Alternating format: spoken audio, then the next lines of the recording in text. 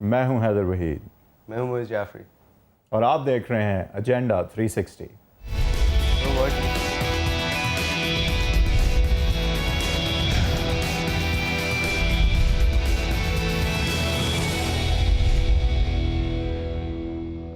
Welcome to agenda 360। कल हमने एक पॉइंट रेज किया था अपने शो में, उसको अगर मैं पहले थोड़ा सा एक्सप्लेन करने की कोशिश करूं, फिर वहीं से शुरू करेंगे।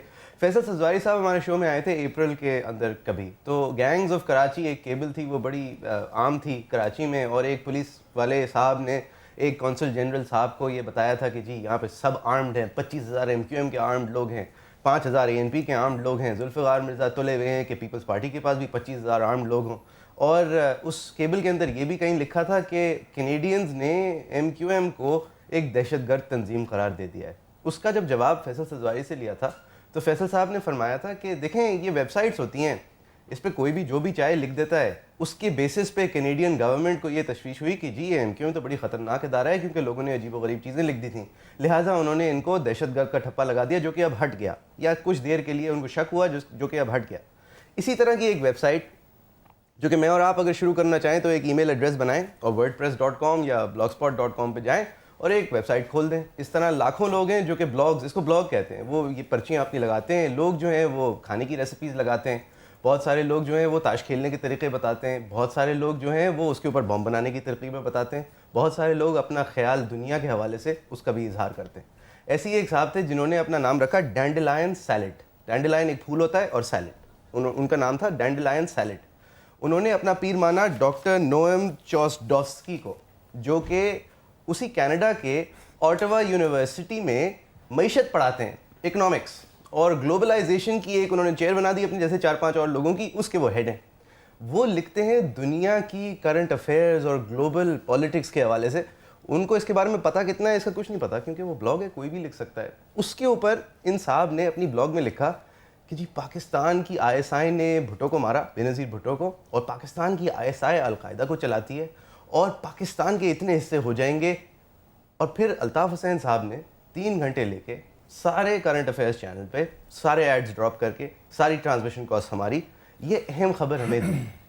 हैदर बासूसी साहब, thank you very much for joining us once again. Thank you sir, ये यही थी अहम खबरियत कल के 3 घंटों में। जो आपकी ट्रांसमिशन कॉस्ट थी वो आपका अपना डिसीजन था, आपको रेटिंग चाहिए थी। आपने कहा था अहम खबर। हमने एक आपको सिर्फ दावतनामा भेजा था जी, चॉइस वाज योर्स कि अहम खबर देंगे अल्ताफ हुसैन साहब। सर वो पैसे वापस नहीं मांग रहे, वो पूछ रहे हैं अहम खबर क्या थी? पैसे नहीं मांग रहे। अहम खबर एक चीज होती है मिसरिप्रेजेंटेशन, जो है मैंने रिजवी साहब, मिसरिप्रेजेंटेशन। एपिसोड में भी ये बात मैंने सुनी थी और इस एपिसोड में भी। साहब उर्दू नहीं, मेरे ख्याल से बरतानिया के शहजादे की शादी के लिए भी मेरे ख्याल से आपने इतनी ही ट्रांसमिशन। लेकिन सर वो शादी हुई थी, फिर उनकी शादी हो गई थी, वो शादी हो गई थी। और आपके ख्याल में शादी नहीं होनी चाहिए? ये अहम खबर नहीं थी। अच्छा, ये आपके नजदीक नहीं होगी सर, एक आपके नजदीक नहीं होगी। एक फारिग प्रोफेसर अपने सब्जेक्ट से हटके अगर एक खबर लिख दे तो वो खबर नहीं होती।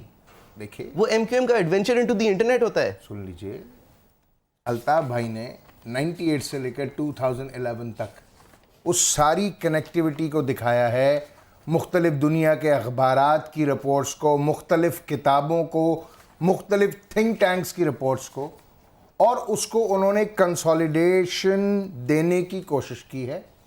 और हम उस पर डिबेट करने के बजाय उसकी जो चीज़ें हैं उसके अंदर नीटी ग्रिटीज़ के अंदर जाते हैं, फिलॉसफीज़ के अंदर नहीं जाते। जिसने, मैं आपसे ये अर्ज कर रहा हूँ, अब तो CIA में ये बात डिस्कस होती है ना, इस तरह की चीज़ें डिस्कस होती हैं। CIA की वेबसाइट्स पे ऐसी बहुत सारे आपको लिंक्स मिलेंगे जहाँ पर ये सारी चीज़ें मौजूद हैं। अगर आप उनकी वेबसाइट के ऊपर चले जाएं तो ये चीज़ें हैं जो एड्रेस करने वाली हैं, और कम से कम लोगों को पता हल किया अल्ताफ भाई ने दिया कि अब ठीक है, कोई फोर्स है, अगर आपकी बात मान भी लेते हैं कि मुल्क तोड़ने की तरफ कदम बढ़ा रही है या सोच ये रखती है, तो कोई नुस्खा है आपके पास कि खुदारा ऐसा हम रोकें? पाकिस्तानी हैं हम, क्या रोकें, क्या करें हम? कोई हल दिया उन्होंने? इसका बिल्कुल कायदे तरीके ने हल दिया है। उन्होंने कम से कम जो कुछ अल्ताफ भाई कर सकते थे वो उन्होंने अपने कारकुनान को सरेंडर किया है दिफाए पाकिस्तान के लिए। तो ये कोई प्रैक्टिकल, ये तो एक हो सकता है जज्बात का इजहार हो, लेकिन कोई प्रैक्टिकल बात तो नहीं। बिल्कुल सही कह रहे हैं, बिल्कुल सही कह रहे हैं कि एक तो जज्बात का इजहार, दूसरा जज्बात का इजहार, आईएसआई की तरफ खुशगवार, आसिफ जरदारी सदर पाकिस्तान की तरफ खुशगवार, बाकी सबको गालियां। बात यह है कि जो क्लैरिटी ऑफ थॉट है, बहुत सारे लोग इस यूफोरिया में मुब्तला हैं पिछले 30 बरसों से हाँ, कि मुल्क टूट रहा कि है। मुल्क टूट रहा है और एमक्यूएम मुल्क दुश्मन जमात है। एक ऐसी सूरत हाल में अगर कायरे तहरीक जनाब अल्ताफ हुसैन मीडिया पे आकर अपनी पूरी पार्टी को in the name of Pakistan surrender करते हैं, ये अप्रिशिएबल नहीं है। चलें, एक अच्छी सिंबॉलिक जेस्चर है, लेकिन मुझे को ये 30 साल इन्होंने, क्योंकि अभी ये बात की 30 साल तक सर आप ये डिस्पेल नहीं कर सके कि आप मुल्क दुश्मन नहीं है। 30 साल से आप मुल्क तोड़ने की कोशिश कर रहे हैं, अभी तक तोड़ नहीं पाए। आपसे कितने नाअहल हैं। यही बात कर रहा हूं कि जो हमारे ऊपर चार्जेस जनापुर के लगे थे, 17 साल तक उन्होंने एग्जिस्ट किया ultimately. But how are people able to use this argument in today, like 30 years from conspiracy जिन्होंने हैच की थी, जब तक उन्होंने आकर नहीं कहा, जब तक लोगों ने इस बात को तस्लीम नहीं किया। रिजवी साहब, जनाब देखें, इसके ऊपर अगर वापस चलें, मुल्क तोड़ने की साजिश नहीं है। मुल्क तोड़ने की साजिश की तरफ इशारा भी नहीं है ये डॉक्टर नोएम चौसडोव्स्की का।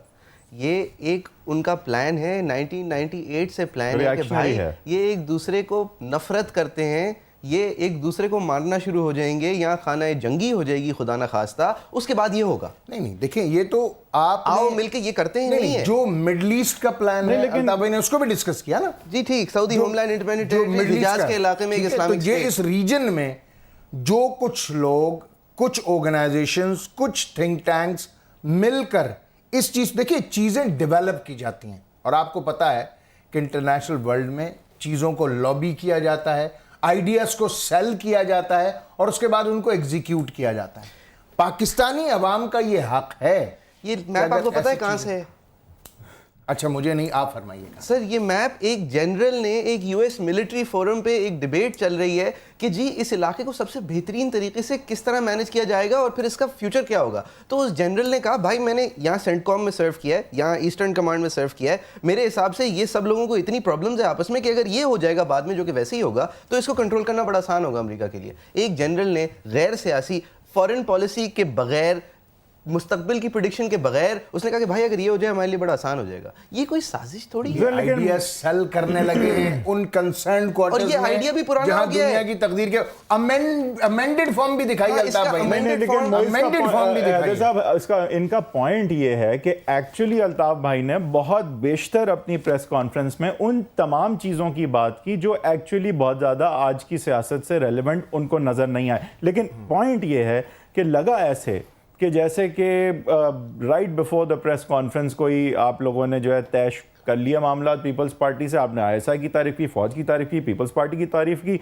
ये दिखाना था अल्ताफ भाई ठीक हैं, तबीयत ठीक है, लीडरशिप में कमांड में है, आपने वो भी साबित कर दिया दुनिया के सामने। लेकिन 3.5 घंटे में कोई ऐसी सब्सटेंटिव बात सामने नहीं आई, कोई जुल्फ़िकार मिर्जा के जवाबात नहीं थे, आपने उनको इस काबिल नहीं समझा, आपने कोई आज की सियासत पे इंकशाफात ज्यादा नहीं की। ये कहा ठीक है पीपल्स पार्टी के साथ हम चल सकते हैं, पुराने जमाने के अगर 3.5 घंटे इस कौम ने आपके कायद को सुना तो उससे हासिल क्या किया? मैं सिर्फ ये बता रहा हूं कि ये जो सारी बातें मोइज ने की हैं, ये पाकिस्तान का या तो इलीट या एक्सट्रीमली एजुकेटेड या बेयर मिनिमम जिनके पास इंटरनेट कनेक्टिविटी है और उनका इंटरेस्ट भी नहीं है, आपने सामने रख दी है, उनके सामने रख दी है। सामने नहीं रखी ना, डॉक्टर करके सामने रखी ना सर, अवाम के सामने एज इट इज अल्ताफ भाई ने तज्जिए के साथ पेश की ना सर। भाई ने एक बात अपने तज्जिए के साथ कहा ना, पाकिस्तान तोड़ने की साजिश नहीं है, ये पाकिस्तान तोड़ने की साजिश। चलिए, आपके नजदीक नहीं है? नहीं, ये है ही नहीं पाकिस्तान तोड़ने की साजिश नहीं है सर, ये पाकिस्तान तोड़ने की साजिश नहीं है। अच्छा। ये पाकिस्तान शायद टूट जाए उसके बाद ये हाल होगा है, ये साजिश नहीं है। ओके, तो हम ये समझते हैं कि ये आइडियाज सेल होने लगे हैं कंसर्न क्वार्टर्स में, और अगर हमारा कोई एहतमाल है, हमारा ये राइट है कि हम दुनिया को और कम से कम पाकिस्तान के उन अवाम को जिनका इंटरनेट एक्सेस नहीं है उनको जरूर बता दें। नहीं होगा, क्या होगा मैक्सिमम?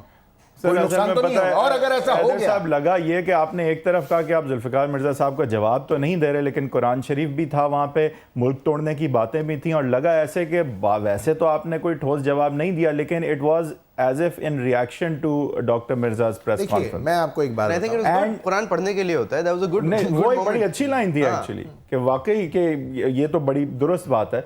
लेकिन बहरहाल इसको यहीं एंड इसलिए मैं समझता हूँ करते हैं कि आपका मौक़िफ़ आ गया, वो समझते हैं कोई मुल्क तोड़ने की बात नहीं, आपने खामा-खा 1.5 घंटा कौम का खाया इस पे, बहरहाल वो कौम डिसाइड करेगी। नहीं, इस पॉइंट पे तो 1-1.5 घंटा ही होगा ना, तो बहरहाल ये कौम डिसाइड करेगी कि आया कि ये ऐसी बात थी जिसको 1.5 घंटा उन्हें सुनना चाहिए था या नहीं। बहरहाल उन्होंने सुनी ज़रूर, ये पूरी कराची की रोडों का जो हाल था जब ये हुई प्रेस कॉन्फ्रेंस, वो अपनी जगह। लेकिन सर अब अगर आज की सियासत पे आ जाएं, लग ये रहा है कि MQM ने बहुत अरसे इंजॉय किया है being the monopolistic entity, political entity in Karachi. Outskirts पे लियारी पीपल्स पार्टी भी थी थोड़ी बहुत, लेकिन the heart of Karachi belong to MQM for decades, and now because of recent migrations it would appear that ये एक मोनोपोलिस्टिक जो आपका होल्ड है कराची पे, वो रिड्यूस होते होते, और ये प्लूरल जो एंटिटीज़, अब एक प्लूरल एग्जिस्टेंस कराची के जो सामने आ रही है, उसमें आप डोमिनेंट तो फिर भी रहेंगे, इसमें तो कोई शक नहीं है, लेकिन मोनोपोली से डोमिनेंट जाने का जो एक सफ़र है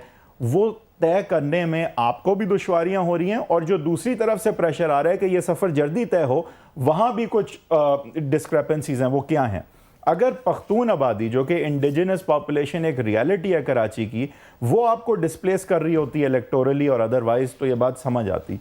ये बात नहीं समझ आती कि कोई लियारी में बैठा हुआ न्यू कराची की फैक्ट्री से अगर भत्ता ले, एक मैं सिंबॉलिक बात कर रहा हूँ कि वो एक अननेचुरल बात है, तो लेकिन यहाँ से नहीं तो वहाँ से आपकी पावर ने तो रिड्यूस होना है। अब आप इसको एक मैच्योर डेमोक्रेटिक पार्टी की तरह अगर एक्सेप्ट कर लें, बल्कि पख्तूनों में जगह बनाने की कोशिश करें ताकि आपकी पावर एक्चुअली रिड्यूस ना हो, या कोई और स्ट्रेटेजी इस्तेमाल करें, तो क्या ये सबके लिए बेहतर नहीं होगा? देखिए, सबसे पहली बात तो ये है कि अगर तो इलेक्शन फेयर होते हैं, और जैसे कि अब ये दिखाई दे रहा है कि नादरा की वोटर लिस्ट आती है, एक बहुत बड़ी पॉपुलेशन कराची की, हमें ये जहन में रखना चाहिए और ये बात सोचनी भी चाहिए कि एक बहुत बड़ी पॉपुलेशन कराची की, जो कि एक ज़माने से कराची आई, वो ट्रांजिशन है, उसकी ट्रांजिशनल है। वो आते हैं, वो चले जाते हैं, वो आते हैं, वो चले जाते हैं, वो नए आ जाते हैं, पुराने चले जाते हैं, क्योंकि कराची बहुत सारे लोगों का मुस्तकिल घर नहीं है।